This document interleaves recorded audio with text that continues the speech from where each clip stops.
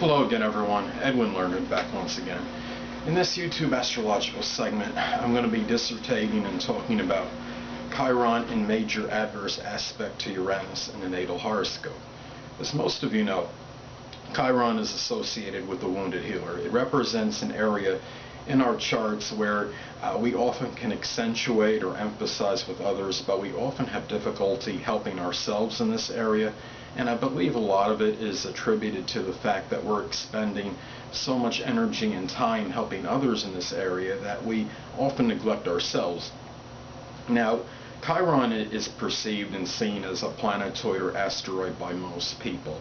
It's not considered or classified as a planet. However, I think its impact on a horoscope is similar to a generational planet as far as its overall impact. Now, I think it has more significance by house placement as opposed to the sign it resides in, due to the fact that on average Chiron traverses a sign for 4 to 5 years on an average time, and so therefore I look at it stronger by house placement, but the sign can flavor it a little bit anyway. Now anyway, the first thing is, look at these aspects, and somebody has Chiron in major adverse aspect to Uranus in their natal chart.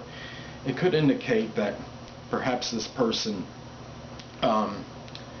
may have experienced some kind of emotional wounds, maybe perhaps by not maybe always keeping up with the new innovations, technology, having an understanding, like the person that that might not have the fundamental internet knowledge and can't put the job application online. For example, I'm not saying this could be some remote cases though.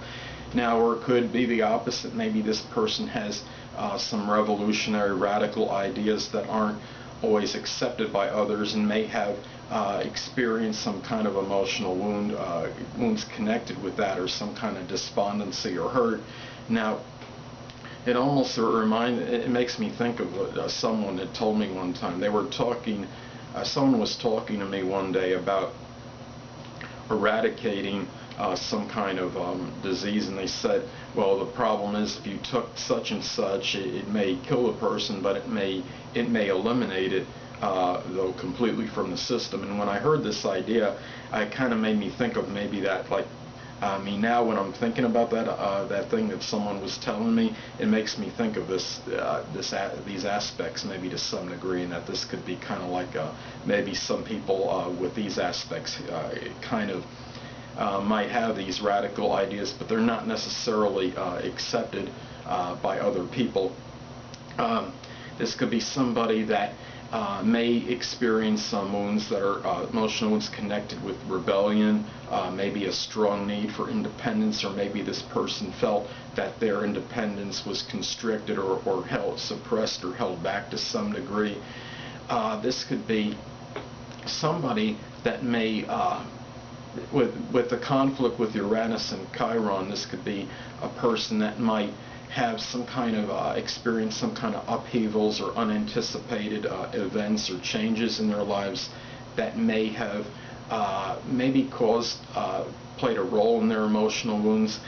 And what's another way I see these aspects is this could be a person that may have to extricate his or herself or his or her own emotional wounds, or to free themselves, use the freedom that's associated with Uranus, so they can kind of be able to help others with theirs. And if this person is dominated by their own trauma they've experienced, they will have difficulty in helping others. Now, a lot of this could be dependent on the house placements of these aspects. Now, this could be, in my case, I have Chiron making an opposition to my natal Uranus in my chart. I have Chiron in the 12th, and I have Uranus on the 6th house. Now, in the 6th house, I should say. Now, this could be something where the fact that I have Chiron in the 12th, it could indicate some emotional wounds connected with my private life, things in seclusion, secret sorrows, sorrows in secrecy, despondency behind closed doors. Now, what could be happening is Uranus in the 6th could indicate some kind of sporadic or erratic work history, maybe one is tied into the other. Maybe lack of consistency in employment to some degree might have played a role in some of those emotional wounds I bared only in private, or it could indicate that maybe some kind of the wounds connected with the private life may have played a role maybe in my work life, and maybe caused a distraction where I couldn't necessarily always be as productive or competent as I would have liked to have been, or might have caused some fluctuations in connection with my work life. People take another example. Let's take somebody that has Chiron in the fourth house of home and family, and let's say they have it square Uranus in the seventh house of relationships. This could indicate somebody that whose emotional wounds in the home may have played some kind of role, or tied into maybe fluctuations or some kind of chaos connected with some partnerships and or relationships in their life.